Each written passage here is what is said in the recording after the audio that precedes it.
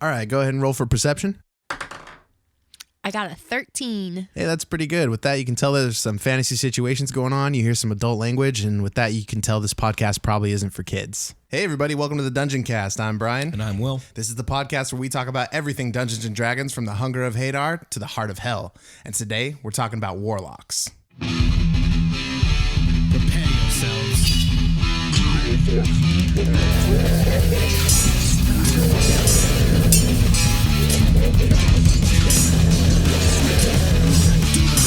I cast Fireball.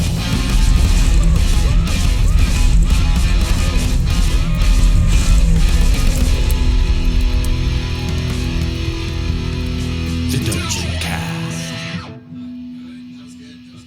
Okay, so the Warlock is the youngest class in the game as of right now. Okay.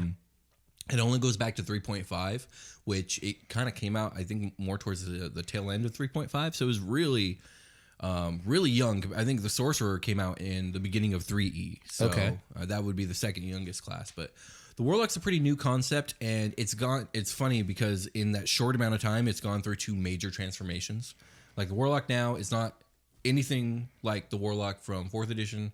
And that's not very similar to the Warlock from 3.5. Okay. Now, there are some things that are, congruent across the board, and a lot of the fluff is the same, although it is a little different in 3.5. So originally, Warlocks could be born with their power, kind of like a sorcerer. Okay.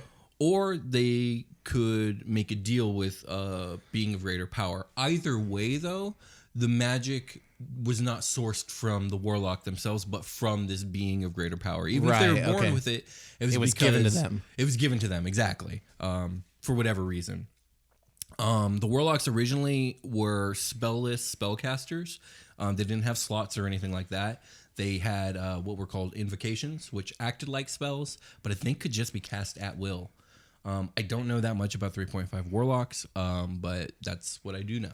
Okay, so we're kind of broaching more like what I understand the cleric to be, which is you're given your powers by, in this case, a deity, and your magic is divine.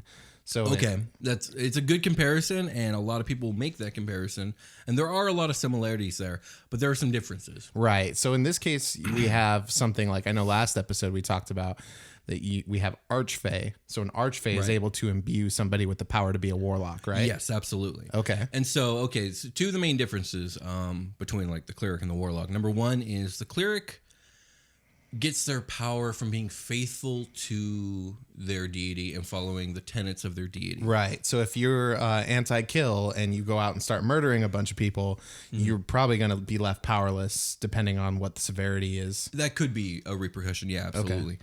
Now, the relationship between a warlock and their patron is less of like a pious one and more like a business relationship. It's a contract. Right. Okay. They're trying to monitor you work for them. You work for them. If they're giving you power, they have an agenda. Exactly. Tit for tat. Okay. Yeah, exactly. That's exactly how it is. And on top of that, while clerics serve blatant deities that have divine sparks, and they could be evil and neutral or good, patrons are usually semi-deific, but not deities. They're usually really mysterious. Like they're really out there. They're like forbidden stuff that most people don't know about. Yeah. They're usually like a demon in a cavern deep underground that you had to like. Exactly. I've heard a rumor of this mystic creature. Right. And demon's a good example because one of the things about patrons is one of the running themes is they're usually very rarely benevolent. Okay. They're very often malevolent. Right. Which is why warlocks have such a bad rap. Like warlocks, traditionally before D&D, warlocks were portrayed as like male witches or like practitioners of dark forces better left alone, practitioners of things that which were forbidden. Like it's always something bad. And warlocks kind of still have that that bad rap and that stigma in D&D, and for good reason. Like the things that can serve as patrons are Archfey, which we talked a bit about Archfey, and they can be scary, very chaotic, and who fucking knows what them. Yeah, they could be up to anything. Greater fiends, which could be like a demon prince, which Jesus, or inherently evil. Yeah, inherently evil, and lawful usually, right? No, that's devils would be lawful. Okay. Demons are chaotic. Demons are chaotic. So demon princes, that's a scary patron, and that's a cool patron in the concept of like, how the fuck did you make that deal? Because demons don't usually make deals, Right. Okay. Or the more common fiend one, which would be like an archduke of hell, like the devils, the greater devils, or Asmodeus himself. Although you could be a cleric of Asmodeus, because technically he's also a god, and that would be kind of an interesting like multi-class. You're cleric and warlock of Asmodeus. That'd be interesting. Ooh. Eldritch horrors. Like you'll need both my powers. Right. Nice. Eldritch horrors, which are things, they're like if you were to make a pact with Cthulhu. Like basically shit. that, like Otherworldly great old being. ones, yeah. Okay. Otherworldly, far realm things that are like on god level power, but Got it. completely alien minded. There are some more benevolent ones like greater celestials I've seen. That can either be like really powerful angels, maybe even like demigods. Trying to think of what like lives in the heavens. Celestials are a real like nondescript thing. It's just like you're holy, you live in heaven, you're a celestial. Yeah, I kind of remember that from us talking about devils and deities and stuff. We have an episode, the DMing episode about that. Oh, deities and religion. Yeah. So we did get into it, but it's like, as far as the plane, that plane would go. Yeah, it's weird. I default to there's a sequel to Dante's Inferno where he goes to heaven and they're just like these planets, like different planets that he jumps, like celestial bodies that he's jumping from, and different things are going on there or whatever. But it's also kind of, I wouldn't use it for D&D. A lot. Well, personally. It's funny that you say that, because I've seen stuff like that in D&D where like the celestial bodies of heaven were places that you could go. Like like the positive planes are almost portrayed as like these planets across this astral sea of space. That's kind of what they describe in the book. Yeah. So it's a little odd to me. Like, It's definitely the different. concept is cool, but like I'm talking about just Dante's Inferno itself. Yeah. Well, it's a lot of people don't know. Like Dante's Inferno is more of a political piece than anything. Yeah. So. But anyways, moving back to patrons, other things that are traditionally capable of being patrons are like greater elementals or like genies, which we haven't really talked about genies yet. We'll do a genies episode. But genies in D&D, they are of the elemental planes. Right. And they usually strongly preside over one element. So it could be a really powerful genie or just primordials, which are basically like titans. Yeah, and their coloring in the monster manual is a lot like the Genasi. So they've got like these greens and blues and reds. And Well, yes, and there's a reason for that. The word Genasi has genie in it. Yeah, Genasi and genies are inherently tied together a lot of the time. The last one I can think of off the top of my head for Warlock patron would be, we talked about this in the Shadowfell episode, the Dark Powers. Oh, okay. Like they're like kind of the archfey for the Shadowfell in their own way, and they're greatly mysterious and very, very evil. they're the big dogs. Yeah. Okay. And there's not a lot of lore around them, so you'd have to make up most of it. But yeah, the dark powers would be Warlock granting. Cool.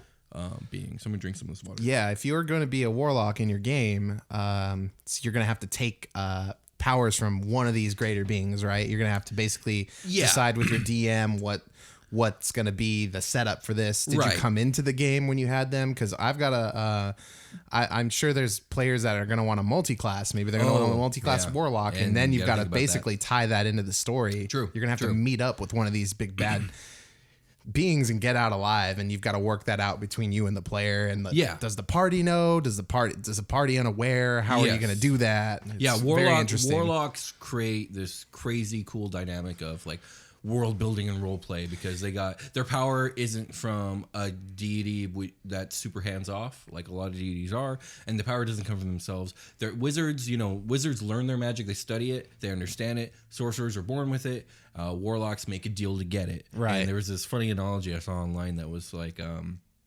wizards study to get an A, sorcerers sleep through class but still get an A. Warlocks sleep with the teacher to get that A. Hell yeah. So that's a good analogy there. Yeah. So that's the Warlock for you. Okay. They're generally portrayed as being a very ambitious and driven class, because they did whatever it took to get what they wanted. And they got it, and they got out alive. Yeah. And I think that's a big part or that's a big thing that you'll want to think about when you're role playing your Warlock. Like, you made a deal with something very dangerous.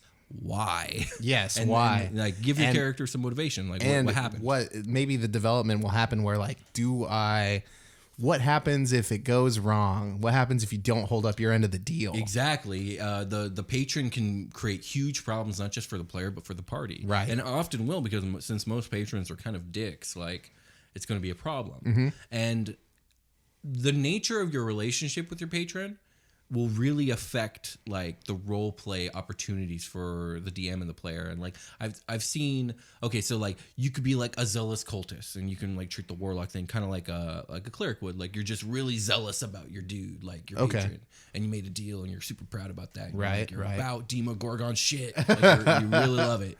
Hell yeah, Demogorgon. Yeah, and then You're my bro. or it could be more like a master and apprentice. Okay. Like you aspire to be. I want to be Demogorgon. Yeah, well, that's a poor choice, but yeah, sure. Well, it's more like, maybe you made a deal with an archfey and like the archfey is a powerful spellcaster. That's what you want to be. So it's almost like a master apprentice kind of relationship. Well, for you, maybe not for the patron, or maybe for both of you. It kind of seems it could go either way. Yeah, I like to picture it like they're I'm going to send out my emissary because if I walked out into the world, I'd be targeted and destroyed because I'm a big Warlocks nasty are dude. definitely agents. Yes. Yeah. Okay. Another one that I like, and I don't see it often enough, it's like a CEO and a manager kind of like relationship. Okay. Where like the patron has a brand and he wants that brand represented and established. And there's a lot of humorous stuff you can do with that. Don't forget to clock out for your short rest. It can be really lawful. Which could be cool. Like, can you imagine like his patron that micromanages you? Would be a nightmare. It'd be hilarious. Like, I'd love it. You're resting now, really? Yeah. Like, we have work to do. Exactly. You're on the clock. You have at least 4 more mountains to scale. Get on it. I'm not paying you overtime for this. There's the reluctant alliance kind of relationship where it's like you and the patron basically there's something that you both wanted from each other, but you don't like each other. And you don't want to be doing this. And obviously the player wants warlock powers. Right. So you got like this reluctant, like, fine kind of deal. I guess I'll kill the people of this town for you. Whatever. Right. Yeah. Or whatever it is. One I've never really seen, but I've played with in my head is like unrequited love. And this works pretty much only for the archfey or maybe a celestial kind of deal where your patron has to be like, maybe not benevolent, but definitely not malevolent. And like I was playing around with an idea of like maybe like a gnome or an elf or even a human who like fell into the Fae, life was in danger, Archfey happened to be in the area and saved them for whatever the reasons were, and brought in this player character and basically kind of formed kind of took them under their wing, and maybe the player fell in love with this beautiful being of power, and wanted to serve her or him. So it becomes more of like a willing symbiotic kind of thing. Yeah, and maybe like I'll save you because I can use you later. Yeah, exactly. And it's very doubtful that the Archfey could return that love, and maybe the Archfey loves the player character in a way that in the only way an Archfey could. But in the end, it's manipulation. In the end, it's like... I love how you do all these favors for me. Yeah, exactly. So I'm going to give you like power and stuff, and I'm going to let you be my agent. And so I'm going to tolerate you. Right, so, okay. And I kind of like, what if it was like this unrequited love? I just like this idea of this warlock, like, I serve my lady and I'll do anything for her kind of deal. And they're like, yeah, cool. That sounds great, bro. Now go do it. It'd be an interesting role play situation. I think it'd be really cool.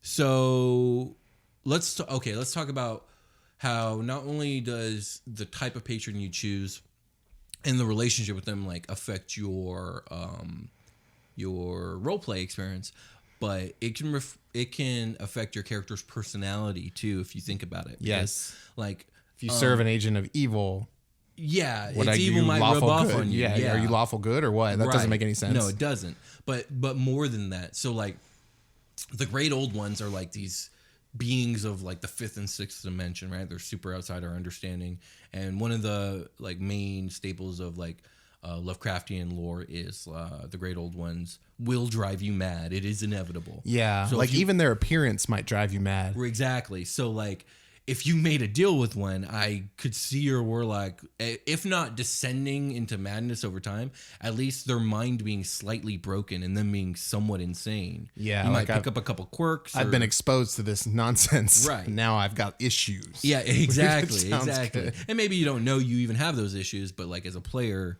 you know your character has these issues and you're going to role play them. Yeah. That's one way to put it. What kind of great old ones do we have that are like, so we have like the Cthulhu. I've seen depictions of like giant worms with like mouths full of teeth and like crazy eyes all over them that like slither and squirm. And there's like giant spider type things and things like that. Like, we're looking for something that's kind of like not just a wild beast, right? Basically that lives out great into old this. ones they definitely have to be some form of intelligence. Like there's a vampire that is considered like a great old one, like the original or whatever. Would that be you're like talking something about like that? Dark Tower? Yeah. Okay. As I do. I only want to talk about great old ones for a little bit because we are going to do a great old ones episode and it's a big subject to cover. Okay. But two things. Yeah. Two things about great old ones. Number one is they are ancient beyond all reason. Time doesn't really exist for them. So one thing I've seen when it comes to like the great old one patron making demands of the warlock is really bizarre things. Like, I want you to steal a book from this library and I want you to take it to this city and leave it on this shelf in this man's house while he's not there. Okay. And that's that. Why? You don't like, you'll never understand as a warlock and it will never come to fruition as a player. Probably not in that campaign, but the reason that the great old one wanted you to do that is because they're playing a game so long that like you leaving that book there is going to lead to some horrific shit. Some over butterfly the course. effect. Exactly. Nastiness. There we Yeah. go. So their minds kind of think like that. On top of that is, in actual Lovecraftian lore is you get like these images of like Cthulhu with like the squid head and the bat wings and whatnot. Lots of tentacles. Those are just images that people draw in order to try and put something to the name. A place marker. Like, so this thing I can't imagine, I can at least like physically represent it exactly. somehow. Because Okay. like, okay, so if these things exist in dimensions that we are incapable of comprehending. Right. Have you ever heard of like the flatland kind of theory? No, I don't think Okay, so. flatland theory is like, imagine we're three-dimensional beings, right? I would assume, yes. Yeah, well, yes, we are. Imagine... I mean, the viewer can only hear us. Imagine there are two-dimensional beings on a piece of paper. They live in flatland. Everything is flat. All they know is that which is flat. And they cannot see into the third dimension. They can move... Left to right. Left to right. Yeah. And up and down. But they Just like can't- Mega Man. Yeah, just like any 2D video game character. But they can't see above the paper or Right. below the paper or Right. outside the paper. And we can hover all around the paper and they'll never see us. And they'll never detect us or know anything about us. What if we took our finger and dropped it right down on top of the paper? What would the 2D being see? Well, Mega Man would charge his blaster and shoot it. Well, yeah, but what would Mega Man even see? I don't fucking They would see know, the though. That's a circle good of our point. finger. Yeah. They would see like this weird fleshy disc in their world just come out of nowhere. And they'd be like, Okay. what the hell is that? Now imagine a being that exists in the fifth and sixth dimension and they reach into our dimension.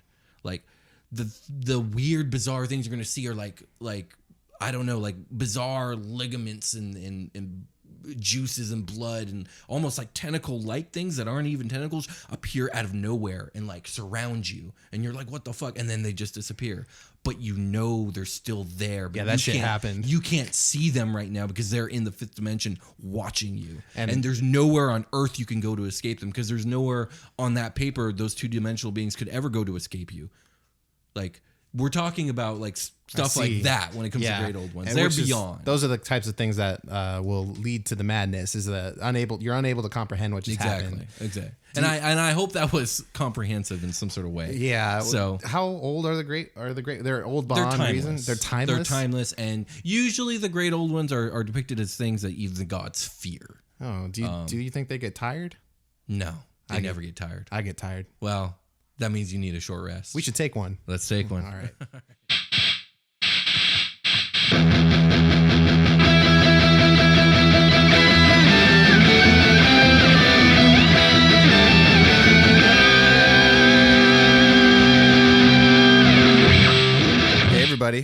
the part of the episode where we don't talk about what we were talking about. We talk about something else in this part of the episode. We talk about us. We talk about you. Let's talk about you. Thanks a lot for listening. We really appreciate it. Been seeing those views come in just like every week. Thank you so much. Yeah, you guys rock. Like, we've been getting a lot of fan feedback lately, and it's been really cool. So, On the up thank and you. up. All right. What are we doing these days? Well, we got a contest going, It's true. and I've talked about it for like the last 5 episodes or something like that. Get in on this contest. Yes, we're running out of time. By the time this episode drops, though, we'll be like 2.5 weeks, something like that left. On the 4th of July, we are giving away 3 Hero Forge minis. These are completely customized and ultra detailed minis. Super good. They're really, really nice minis. I actually own 2 myself. And the way you enter the contest is you get on Twitter. You follow us on Twitter, and you tweet out a link to our show. It can be any episode, any playlist on any platform. It doesn't matter. With the hashtag Dungeoncast, and you will be instantly entered into this contest. And we're pulling 3 names on the 4th, and hopefully, one of you will win. But hopefully, it's you, specifically you. And not just one of you, but one of you plus one of you plus one of you will win. All 3 of you. Yeah, all 3 of you guys, congratulations in advance. That is happening. This is all based off of word of mouth. We're trying to get the word spread as far and wide as possible. So even if you don't want to enter the contest, or you do want to enter the contest and you want to help us out, please tell your friends about the show. Tell them about the Dungeoncast. If you think they'll like it, lead them to us, and we will take care of the rest by making the content that we make. You can find us on soundcloud.com/thedungeoncast. You can search for us on YouTube. Just search the Dungeoncast. We should pop up. You can find us on any of the podcast apps. You can is that it? Where else can you find us? You can find us on YouTube and SoundCloud and Stitcher and all that stuff. Yeah, go find us there. If you're using an iPhone, if you're using some kind of Apple software to listen to the podcast, please leave us a rating on there and some feedback in the comments section. That'd be greatly appreciated. That would also help us out a lot. But otherwise, should we go back to the show? Let's get back to the show. Let's go back to the show.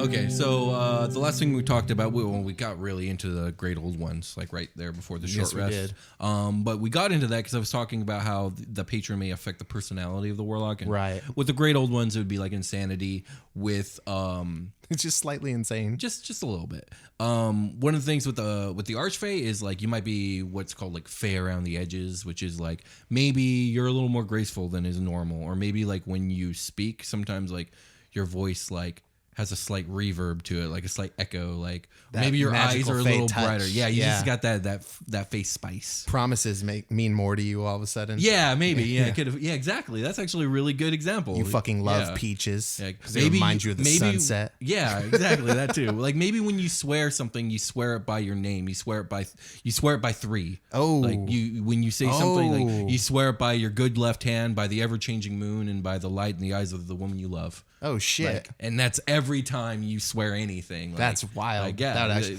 just all of a sudden you start talking shit like that. Yeah, exactly. Oh. And maybe you speak a little more poetically. Like the warlock is cool because to me, like I think it at this point has taken the place of my favorite spellcasting class. Okay, not full caster, not paladins, because paladin's still my second favorite class. But the warlock is just such a fucking flavorful class. Yeah, like, it's definitely. A very zesty class. If you can have this player character that you've developed for X amount of time, and then all of a sudden it's like time to change it up, gonna be a warlock. Yeah, hell yeah, really cool. I've probably thought of more like warlock characters than any other class because it's just there's so much you can do with it. Oh yeah, all these different elements you can pull from. Really cool. And speaking of what you can do with it, let's actually get into the features of a 5e warlock. Yes, let's. So we talked about patrons in general, and otherworldly patron is probably one of the main features you get as a warlock.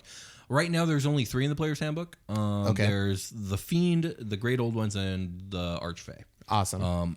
And each will give their own special stuff.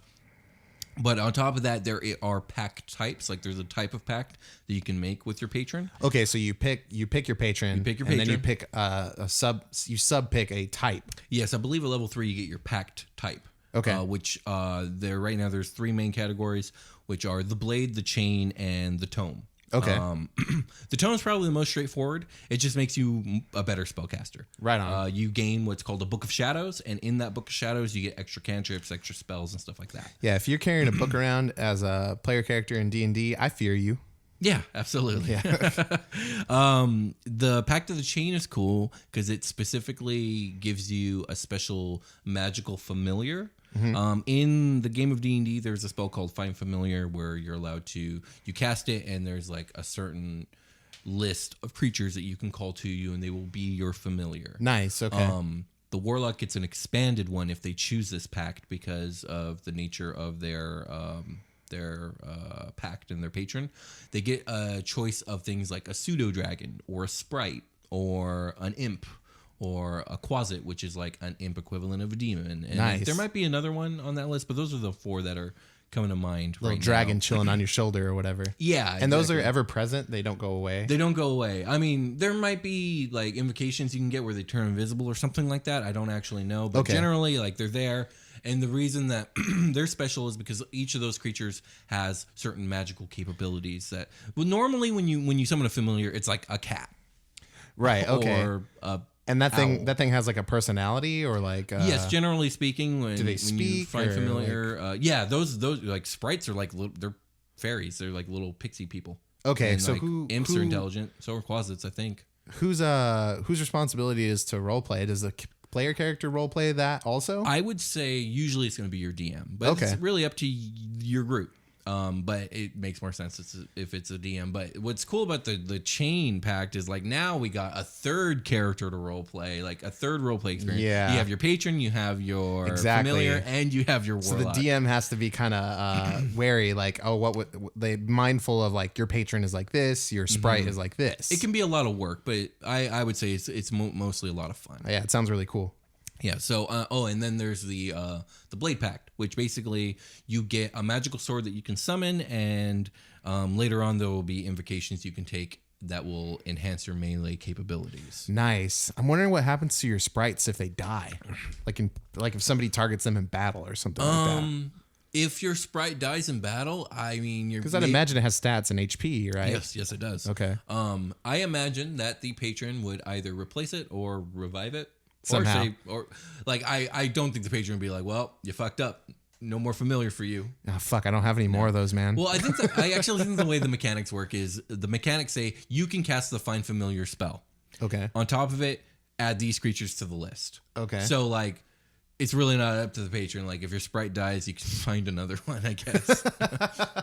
You just sacrifice your sprites over and over again? Yeah, you don't even bother learning their name. Your sprite 23. If your DM is role-playing them, it's like, fuck, man. Yeah, you fucking stop this. You're the worst.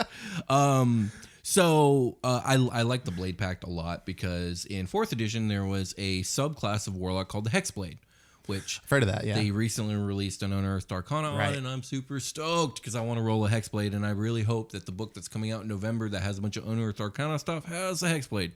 Probably won't, but it'd be really cool if it did. Nice. But yeah, so the Blade Pact just gives you the ability to be competent in combat, in melee combat, as well as spellcasting. Always useful. It's you're bordering the what is it? The fighter subclass? The Eldritch Knight. The Eldritch Knight. Yeah. And it's supposed to be like, while the Eldritch Knight is a fighter that casts spells, the Blade Lock is a spellcaster that can fight. Right. So, okay. Yeah, and it's honestly I love it, but it's a little lackluster compared to the actual Hexblade from 4E, which I love so much. So let's talk about actually casting spells because Warlocks do it way different than any other class. So we know that like all the other spellcasting classes get like a certain number of slots depending on if they're a full caster or a half caster or even a quarter caster or whatever they're called. Correct. Warlocks have slots, but they don't work like that. Warlocks, I think, start off with only 2 slots, maybe 1 slot. And by the time they're level 20, they only got like 5 slots total. Okay. Which sounds terribly underpowered. Except for it isn't. And it's for 2 reasons. The main reason being, Warlock spell slots replenish after a short rest. Nice. Not after a long rest. That's really good. Depending on how your party does things, can be incredibly powerful. Mm-hmm. It means that at level 20, they can cast 5 level 9 spells, wait an hour, and then do it again. Fuck yes. It's godly. But short rests aren't entirely available all the time. Yeah, So that's all dependent on the campaign you're being run through. It might be you burn through your 5 slots and you don't get a short rest for who knows how long. And basically you're impotent at that point. That's the thing about D&D when you're using like, when do I use my bonus stuff? I don't know what the future holds. Yeah, which is why role play it. Just do what your character would do. Right. It makes it more fun. What happens, happens. Right.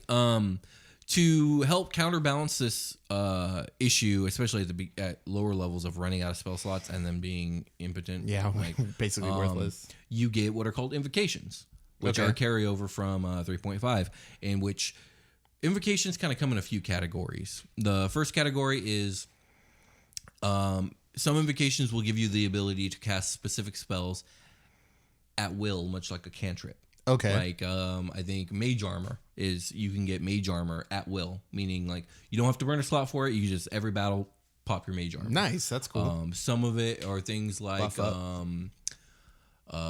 Detect Magic. You can cast that at will. Like, they're mostly useful yeah, spells. very useful. Another category they seem to fall into is enhancing your senses. Like, you can get dark vision, or you can get like enhanced hearing. You can comprehend all languages that you can read. What? You can just do that? Well, you're limited in the number of invocations that you can take. I think 2 at level 3, or 2. At the beginning you only get a couple, but then you gain like 1 every other level or something like that. Okay. So you get like 8 or 9 of these things by level 20, which is a good amount. Another thing that they do, and they'll be Pact specific, they will enhance the thing that your Pact does. So, like, if you are a Blade Pact Warlock, there are invocations that you can take that can enhance your combat ability. Yeah, it sounds like, I'm assuming Mage Armor will, like, buff your AC or something like that? Although that one's not specific to your Pact, it would help a Blade lock, like, a lot. Okay. But there are ones specific for those there things. There are Pact specific ones that you can only take if you're a specific Pact type. Interesting. Ones that will like give you temp HP when you kill something with your sword. Ooh. Some that will just boost your damage with your sword. Nice. Some that will boost the defenses or capabilities of your familiar if you're a chain lock. Ooh, cool. Some that will boost your spellcasting abilities. Is your familiar rolling in the initiative? Maybe. It just depends. Maybe it doesn't partake in the fight. Oh, okay. Like that really depends. But so yeah, though you have those categories, and then the final category, or probably the final main category, is your Eldritch Blast enhancers. Eldritch Blast is a Warlock specific cantrip that is the most powerful cantrip in the game, and you can get invocations that will boost its power, boost its range, boost its not range again, its targets. Like, I think you can get multiple targets. Okay, cool. Nice. So this is like the Kamehameha wave of fucking D&D. Pretty much. Sick. Okay, cool. Yeah, and it can boost like its damage capabilities and all kinds of stuff. Nice. There's like 7 invocations that can just specifically boost the Eldritch Blast. Oh shit. So and that's cool. So it's just like a magical force of like energy. The Eldritch Blast is really how close am I with the Kamehameha wave? Not really. Oh, okay. It's usually portrayed as just like you point your rod or your wand or whatever at something, and a bolt of energy just emits from it and just pierces your enemy. Oh, I'm not that far off. I mean, yeah, you don't. It's it doesn't take as long. It's well, the Kamehameha wave is latent energy that exists within your body. There we go. That you fire out of your fucking hands. All right. Well, sure. It's the Kamehameha wave, but that makes it feel better. It does. But it is very open to interpretation and is often like reflavored depending on what you want it to be. Right on. Another unique spell. It's not a cantrip, but it's a unique spell for the Warlock. It's called your Hex or your Curse, but the spell's called Hex. Oh, is that it's like bread a and hunter's butter. mark? Yes, it's like Hunter's Mark. Ooh. It's the bread and butter of damage output for a Warlock. You're going to be casting Hex. Yeah, it's going to put that excess, extra damage on whatever you're targeting, yeah, right? And after you kill whatever it is, your Hex transfers to the next enemy of your choice. Really cool. And that's in 4th edition. As far as I know, that's where it originated. And in 4th edition, the Warlock was a striker class, a damage dealer, and the curse, the Warlock's curse, was their striker feature that caused that extra boost in damage and why they were a striker. Cool. So it went from curse to hex.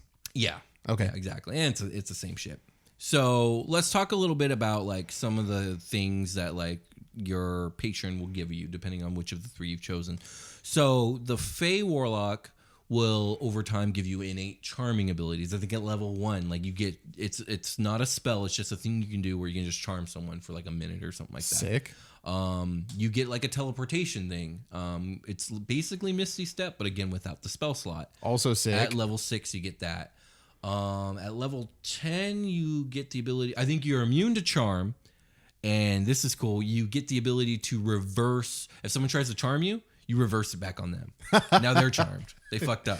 Yeah, idiot. Yeah. Call them an idiot to their face, too. They'll remember it in an hour. Yeah, well, they'll remember in an hour. And then the last thing they get is a thing called Dark Delirium, which is the ability, again, this is not a spell, it doesn't take a slot, to send someone, well, not send someone, but make someone cast an illusion spell on them where they think they're in some dark nightmare, whatever their worst nightmare is. Oh, shit. And I think they will also become frightened while they're in the nightmare.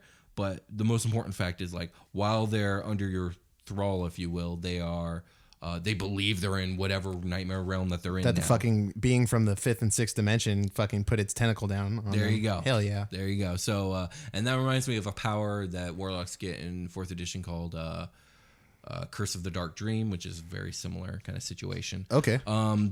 So one thing I've noted about the face stuff is it's all very like tactical and cunning type of stuff. It's like you can teleport and you can charm stuff and you can trick stuff. The fiend stuff is very aggressive and brutal. More damage based. More damage based in a way. I think at level 1 you get the ability to, whenever you kill something, you gain a certain amount of temporary HP. I think later on you get like certain resistances to elements. I think there's a point where like you just choose an element at any point in time. You now resist that element. Hell yeah. It can only be one at a time, but you just choose and you're good to go. Like the magic belt from the Adventure Zone. Yeah, exactly. Cool. Really cool. Yeah, that's exactly. And Magnus just like turns the I switched my notch or belt to whatever. fire. Exactly. So it's very similar to that. Their final big one is called Hurl Through Hell, and it's like the Dark Dream one, but worse. You literally for a turn send someone into hell. Oh god. Okay. And they come back the next turn and they have taken 10d10 psychic damage. Yeah, man, because when you cross over into hell, time stops. It's a John Constantine reference. Oh yeah, it is. Okay. And then so again, more brutal stuff, more damage, more just brutality, just lethal shit. The Great Old One gets a lot of mind manipulation stuff. So the first thing you get when you take them as your patron is the ability to speak telepathically with anything and everything. Holy shit. Well, anything that can think. So I can just do that. Yeah, you can just do it. Oh, right. Yeah, all right. Not a problem at all. The next thing they get this ability to kind of control fate for like a second. And they can make a character have disadvantage. And if that character or monster misses, then they have advantage on their next attack. What? They can do that once a short rest. All these are mostly once a short rest. Yeah, still though. Really good. Still. That's a really cool. That's at level 6. You definitely know when to use those types of things. At level 10, they get the ability to block anyone from reading their mind. And they also resist psychic damage. And if something causes psychic damage to them, they resist it. And they also cause the equivalent of psychic damage to the thing that caused it to them. If that makes sense? Yeah. Okay. So you get that at level 10. And then finally at level 14, you get, this one's cool. You get the ability to enthrall an unconscious being. There is no save. There's nothing. It's just if something falls unconscious, you can now enthrall it. And it will be enthralled until someone casts a remove curse spell on them. Oh, shit. Yeah, which could be very specific. Never. Yeah, it's very specific. And that's at level 14. You can just, you're my thrall now forever until someone figures it out. Who and what and in what circumstances do you get, like, basically where does the remove curse spell come from? How common is that? It's a list. I think it's like a level 3 or 4 spell.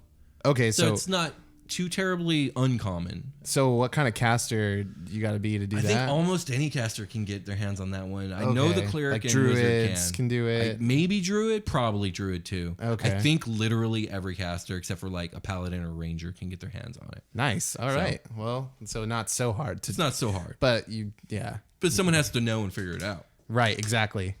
So those are the features that you get out of the 5e Player's Handbook. Yes. And it's a lot of cool stuff. The Warlock's a fun and scary class. Do you have any questions? No. Okay, I guess we're gonna call it a game then. Let's call it a All game. right. Thanks for listening. We'll see you guys next time. See you next time. All right.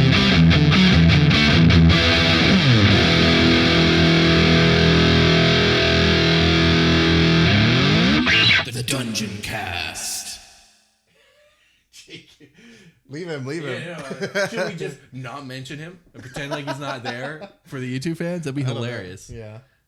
Or should I mention them? Or should I mention the guy in the background of my camera? He's just sitting there. I'll work it in. You'll work it in. I'll be right there. It's cool. I'll work it in. I'm gonna work it. Just I'm gonna don't work it make in. noise, but yeah. You can give him one of these books if there's something he should be looking at. Oh man, that zoomed real close in on him. He's like, I don't mind that he's there. I think it's hilarious. Yeah, I do and too. I think it's even funny if we just don't mention him being there. Like,